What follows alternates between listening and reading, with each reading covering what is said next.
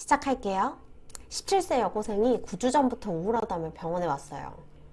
시골에서 서울로 전학을 온 이후부터 기분이 우울하고 일기소침, 집중이 안 되고 잠 못 자고 불안하고, 그래서 한 달 전부터는 방에서 안 나오려고 하고 지각결석, 기능이 떨어졌죠.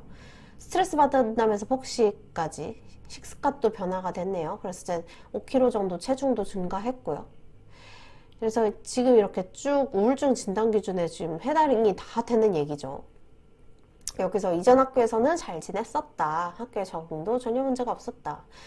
여러분, 답은 적응장애가 아니라 주요 우울장애입니다. 그런데 여기서 보셔야 될 것이, 여러분들 생각보다 초중고등학생들한텐 전학이 생각보다 큰 스트레스라고 합니다. 그래서 뭐 친한 친구들이랑도 떨어지고, 뭐 학교별로 뭐 진도랑 이런 거는, 뭐 학습 진도 이런 것들은 어떻게 될지는 모르겠는데요. 어쨌거나 자기가 이제 안전하다고 느껴왔던 자기 안의 울타리가 형성된 시기잖아요. 특히나 이 시기에 여고생 같은 경우는요, 친구들과의 우정이 굉장히 중요한 시기거든요. 그런데 이런 시기에 친구들이랑 그냥 강제로 물리적으로 떨어진다고 생각해 보세요. 이 사람들은 학교에 있는 사회생활이 다인 사람들인데, 그 사회생활이 아예 하루아침에 똑 끊기고 자기가 원치 않게 새로운 상황으로 편입이 되는 거거든요. 그게 굉장한 스트레스가 될 수 있습니다. 그래서 고작 뭐 전학 온 걸로 요래? 이럴 수 있는데요. 상당한 스트레스가 될 수 있습니다. 그래서 만약에라도 이렇게 기분이 우울하고 의기소침하고 이런 일련의 그 진단 기준들이 쭉 주어지지 않고 그냥 좀 잠도 못 자고 그냥 의욕도 좀 떨어졌다 그랬는데, 그리고 이제 친구들이랑 잘 지내려고 하질 않는다, 뭐 이런 식으로 나왔으면 적응장애를 줄 수는 있었겠죠. 근데 지금은 주요 우울장애 진단 기준에 맞기 때문에 적응장애를 붙이면 안 됩니다. 다음 문제. 34세 여자가 1개월 전부터 하루 종일 우울한 기분이 들고, 일상생활 중 거의 모든 활동에 흥미가 없어지고, 살아서 뭐하나 약간 허무한 느낌이죠. 공허하다는 느낌이 계속되고 있어요. 그러면서 앞으로 난 어떻게 살지, 뭐 의미 없는 삶일 텐데 하면서 절망감도 자주 들고, 그 다음에 자신으로 인해서 가족들이 고통받고 있다는 부적절한 죄책감이 들죠. 자신으로 인해서 가족들이 고통받을 수는 있어요. 실제로 약간 우울한 환자들 무기력하게 누워있고 아무것도 안 하는 거 보면은 주변인들이 더 미칩니다. 왜냐면 무기력이 쉽게 전염이 되거든요. 그렇기 때문에 이 사람이 뭐 가족들이랑 1년의 관계 때문에 이제 가족들에게 고통을 주고 있을 수도 있죠. 근데 어쩌면 부적절한 죄책감일 수도 있고요. 아무튼 이렇게 주요 우울장애의 모든 진단 기준에 좀 합당한 증상들이 쭉쭉 나오고 있죠. 근데 여기서는 이 진단을 물어보면 굉장히 쉬운 문제였는데, 이제 스페시파이어에 대해서 물어보는 문제예요. 그래서 보시면 이런 증상이 아침에 훨씬 심해지고, 이전에 비해서 새벽에 일찍 깨서 잠이 안 오는 날이 지속되고, 입맛도 감소하고, 그래서 식사도 하루에 한 끼를 겨우 먹었다. 그래서 양상은 했을 때 이거 하나하나 보고 스페시파이어는 좀 공부할 필요가 있어요. 그래서 하나하나 볼 거고요. 답은 5번이에요. 멜랑콜리아. 각 스페시파이어의 약간 대표 특징들을 좀 외워두고 계시면 앞으로도 이런 비슷한 문제가 나왔을 때 방어할 수 있겠죠. 그래서 봅시다.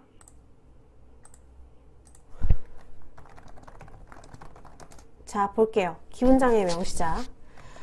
첫 번째로 볼 건 with anxious distress.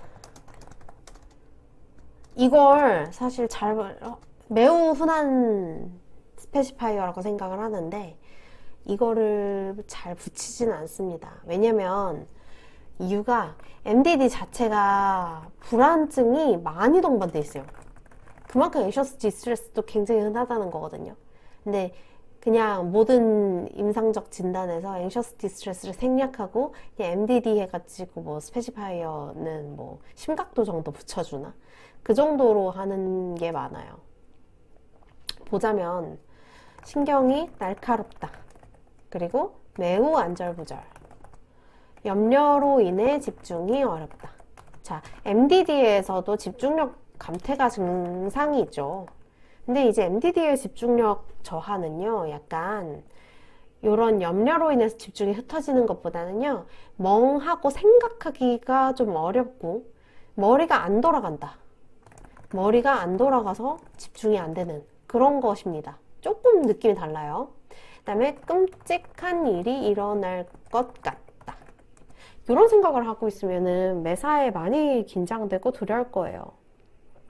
그 다음에 통제력을 잃을 듯한 느낌. 그래서 세상에 내가 할 수 있는 게 아무것도 없고 이제 자기가 지배만 받을 수 있지 내 힘으로 바꿀 수 있는 게 아무것도 없다고 생각하면 굉장히 두려울 거예요. 그래서 이런 것들 중에 2개 이상이면 anxious distress라고 볼 수가 있습니다. 자, 또 한 가지 with mixed feature. 요게 있는데요. 요거는 상당히 많이 붙이는 스페시파이어예요. 그리고 생각보다 많다. 그래서 2가지인데요. 매닉, 하이포매닉의 믹스드가 있어요. 이거는 진단 기준을 일단은 만족해야 돼요. 뭐의 진단 기준일까요? 그러니까 조증과 경조증의 진단 기준을 일단 만족해야 된다는 거죠. 그래야 얘를 주체로 믹스드라고 붙이는 거예요. 그 다음에 다음 중 3가지 이상의 증상이 동시에 나타난다 해서 우울, 흥미저하, 정신운동 지연, 피로, 무가치감 혹은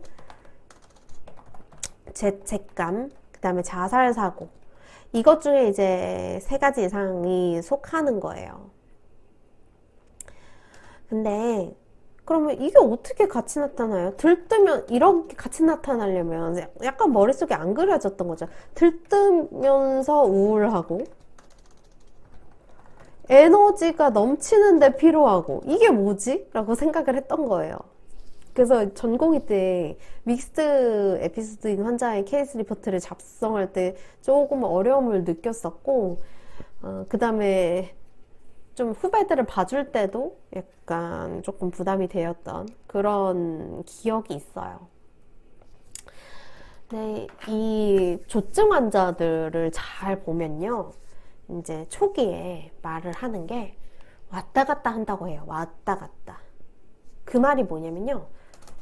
조증 환자들 이제 증상이 발병할 때 어떨 땐 들뜨고 뭐 과민해지고 화내고 뭐 망상까지도 생겼다가 하루 중에 뭐 낮에 그랬다가 예를 들어서 밤에는 갑자기 차분해져서 내가 미안하다 이런 식으로 왔다 갔다 할 수 있거든요. 이거는 믹스드 피처 뿐만이 아니라 그냥 일반 매닉 심텀이 발생할 때도 이렇게 돼요. 그렇다면요, 믹스드 피처인 사람들은요, 이런 것들이 이제 왔다 갔다 하면서 섞이는 거죠. 하루 중 어떤 시간에는 들뜨고 뭐 쇼핑하고 과민해지고 전화 다 돌리고 막 수다스럽고 막 이러잖아요. 그러다가 하루 중 어떤 시간에 갑자기 자살하고 싶다고 말해요. 울면서 불안에 떨고 죽고 싶다. 이렇게 말을 하는 거죠. 이게 그냥 왔다 갔다 하는 거예요. 그 조증이 있는 만약에 조증 믹스드 피처가 있는 뭐 3개월 정도 지속이 됐다고 쳐요. 그러면은 3개월 동안 이제 뭐 불규칙하지만 어떨 땐 조증, 어떨 땐 우울증 이런 식으로 왔다 갔다 하면서 믹스드 피처가 나타나기도 합니다. 그래서 해당 기간 동안 이런 진단 기준을 만족시키면서 이제 3가지 이상의 증상이 동시에 나타난다는 것이 이런 말이에요.